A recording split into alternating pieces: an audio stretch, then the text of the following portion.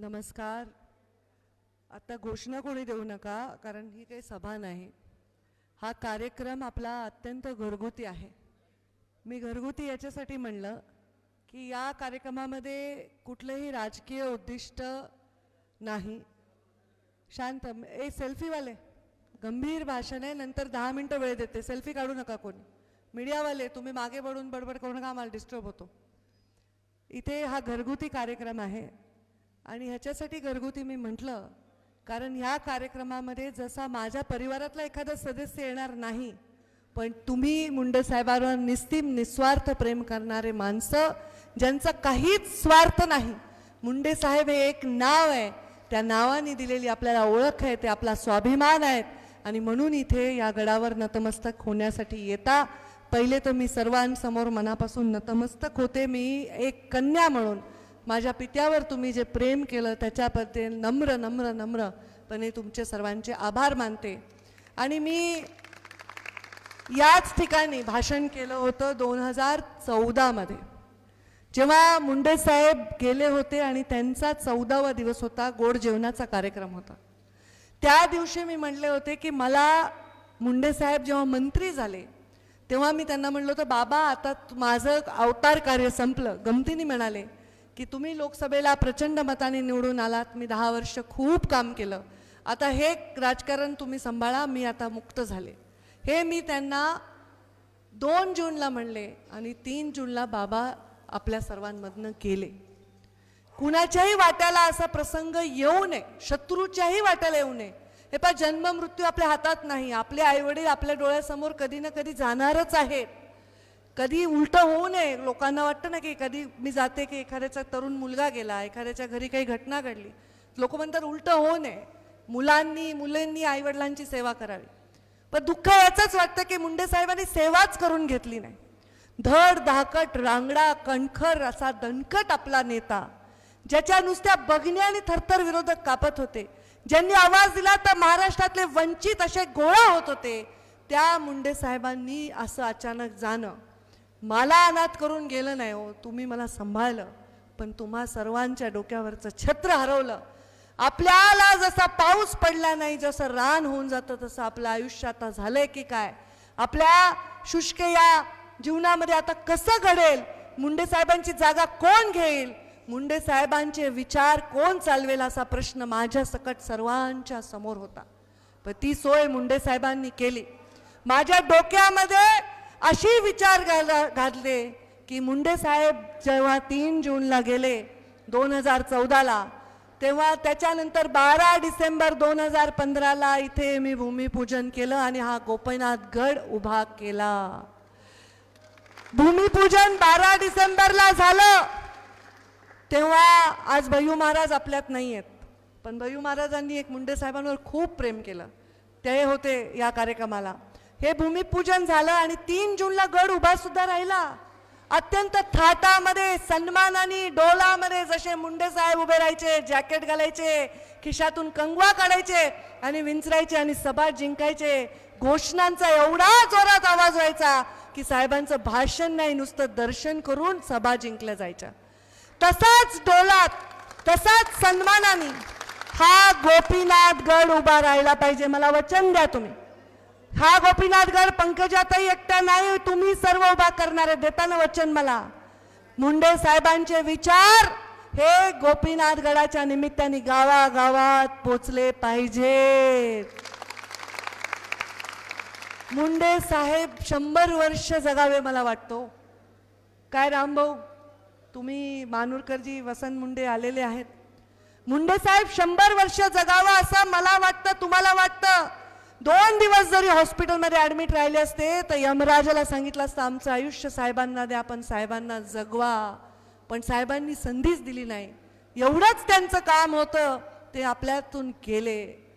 मुंडे साहेबांनी 100 वर्ष जगावं असं वाटलं तरी मुंडे साहेब जगू शकले नाही.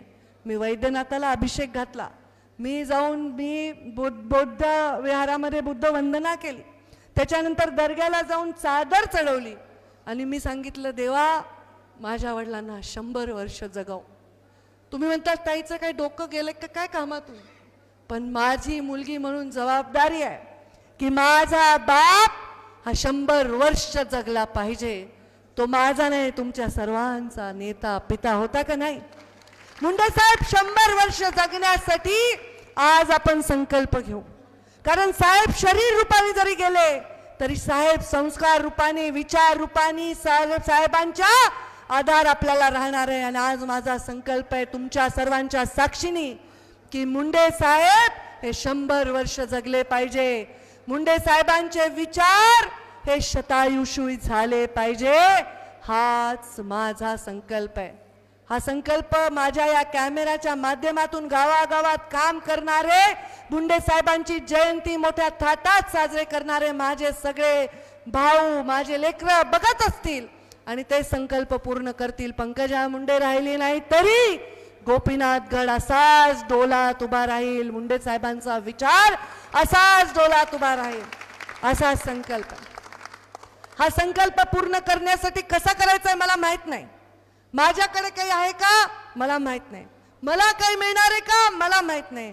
पण मला एक माहिती आहे की तुम्ही हा संकल्प स्वतः पूर्ण कराल. तुम्ही मुंडे साहेबांचा विचार, संस्कार, मुंडे साहेब हे गावागावात न्याल. जे मुलांनी मुंडे साहेबांना पाहिलं नाही, आता इथे जे मुलं आहेत 20 वर्षाचे, 21 वर्षाचे, 18 वर्षाचे, त्यांनी साहेबांना पाहिलंच नाहीये. मला कला वाटतं 25 वर्षाचा मुलगा असेल तरी पाहिलं नाही. तो 14-15 वर्षाचा असताना साहेब गेलेले आहेत. तर या मुलांनी साहेबांना पाहिलं नाही तरी ते गडावर येतात. त्यांची मुलं सुद्धा गडावर येतात. मुंडे साहेबांच्या फोटो समोर नैवेद्य दाखवतात. आज मी साहेबांच्या आवडीचे सगळे पदार्थ देवाच्या सारखे, देवाला जसं आपण आपले आईवडील देव आहेत ना, आपल्याला ईश्वराने जन्म दिला तसा आपल्या आईवडिलांनी आपल्याला जन्म दिला आहे. आणि हे संस्कार आपल्याला पाळायचे. मुंडे साहेबांचा जन्म त्रिपुराई पौर्णिमेचा. काय कुलकर्णी, पौर्णिमेला मुलगा जन्मला म्हणजे खूप भाग्यवान. मुंडे साहेबांचा जन्म त्रिपुराई पौर्णिमेचा आहे. आणि त्या दिवशी मी कामाख्याच्या दर्शनाला गेले होते. कारण मुंडे साहेबांसाठी मी एकदा नवस बोलला आणि मी तिथे गेले. साहेब 2च दिवसात गेले. 10 वर्षांनी मी परत तिथे गेले. काहीतरी राहिलंय, काहीतरी अस्वस्थ वाटतं. हे आपल्याकडून राहून गेलं असं वाटतं. साहेबांचं स्वप्न काय होतं? स्वतःसाठी नव्हतं, माझ्यासाठी नव्हतं, प्रीतमताईंसाठी नव्हतं, यशूसाठी नव्हतं, आमच्या आईसाठी नव्हतं. तुमच्यासाठी होतं त्यांचं स्वप्न.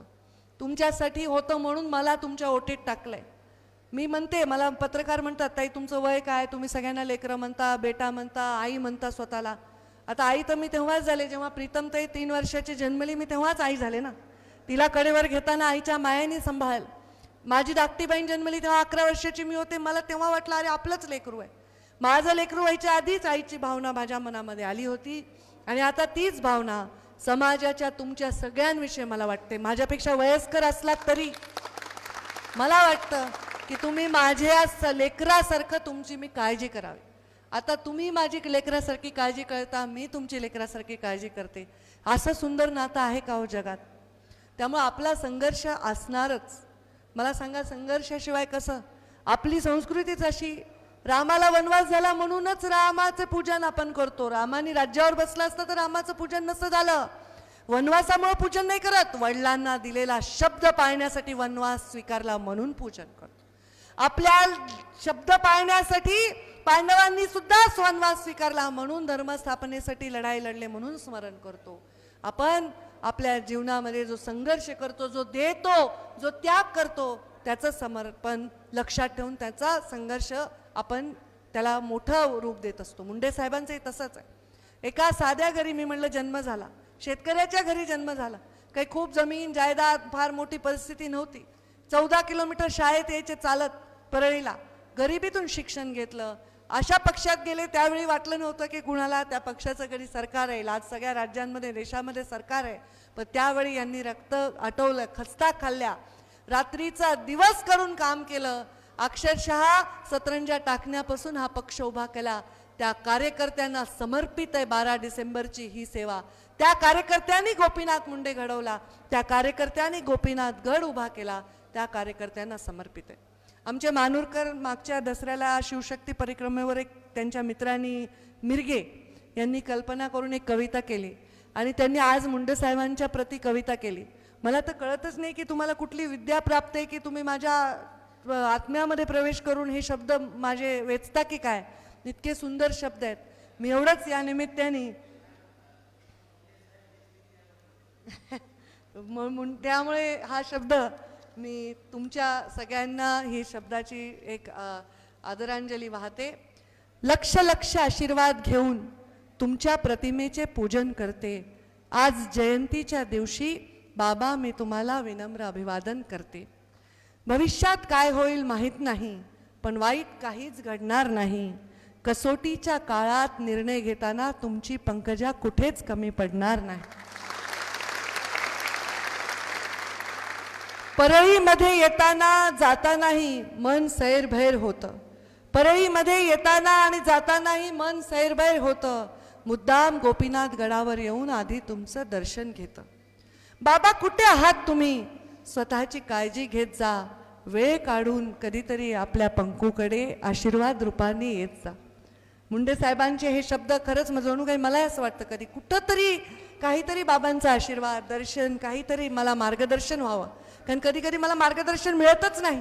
काय करावं अशा परिस्थितीत, काय करावं अशा संकटात असा प्रश्न पडतो. तेव्हा या गोपीनाथ गडापाशी मी येते आणि मला मार्ग दिसतो. उपेक्षेचा संघर्षाचा एक एक प्रसंग या 5 वर्षात जगत गेले. प्रत्येक वेळी बाबा माझ्यात मी तुम्हालाच बघत गेले. का म्हणलं मी असं, का म्हणलात तुम्ही असं? कारण मी जेव्हा माझ्यात बाबांना बघते तेव्हा मी माझा सन्मान करते. जेव्हा मी माझ्या जीवनामधलं प्रत्येक पाऊल उचलते तेव्हा माझ्यात मी बाबांना बघते. म्हणून माझं पाऊल कधी चुकीचं पडू नये, समाजाला त्रास होईल असं पडू नये, लोकांच्या अडचणी होतील असं पडू नये, हा माझा प्रयत्न असतो. भरभरून जनतेची सेवा केली. 5 वर्ष जनतेची भरभरून सेवा केली. मागे पाहून कधी दमले नाही. पोटात एक आणि ओठात एक बाबा मला कधी जमलं नाही. हे माझे वाक्य नाहीत, हे माझ्यासाठी मिरगेंनी मानूरकरांनी लिहिलेले हे शब्द आहेत. पोटात एक आणि ओठात एक कधी जमलंच नाही. मला लोक नेहमी सांगतात ताई शब्द देऊन टाकावं, शब्द कुठे पाळायचे असतात का? पण शब्द हे खूप महत्त्वाचे असतात, हे खूप मोलाचे असतात. मला वाटतं कोणत्याही संपत्तीपेक्षा ते मोठे पवित्र असतात. माझा एक इमेज आहे की पंकजा मुंडे खोटं सांगत नाहीत. त्यांनी दिला असेल तर शब्द त्या पाळतात आणि हे माझ्या वडिलांचे संस्कार आहेत. तुमच्या विना केलेल्या राजकारणात मी कुणाचा अनादर केला नाही. दारात आलेला गोपीनाथ भक्त रिकाम्या हाताने कधी गेला नाही. आणि सगळ्यांची ही भावना बाबा आज तुमच्या जयंतीला एक एक प्रसंग आठवत आहे. आभाळा एवढं तुमचं कर्तृत्व पंकजा हृदयात साठवत आहे. स्टेजवरील माझं भाषण असो की दौरा मी एकटीने कधीच केला नाही. तुम्ही सोबत नाही असा एकही दिवस माझा गेला नाही. जणू तुम्ही ठरवलंच होतं की आता मला जायचं आहे, भोवतीच्या जगापासून वेगळं व्हायचं आहे. सगळ्यांची माया तोडून असे अचानक निघून गेलात. सत्ता असो किंवा नसो, पण तुम्ही राजासारखं जगून गेलात.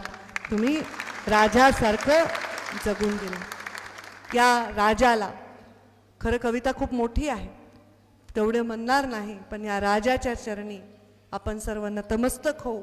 तो राजा महाल घेऊन जन्मला नाही.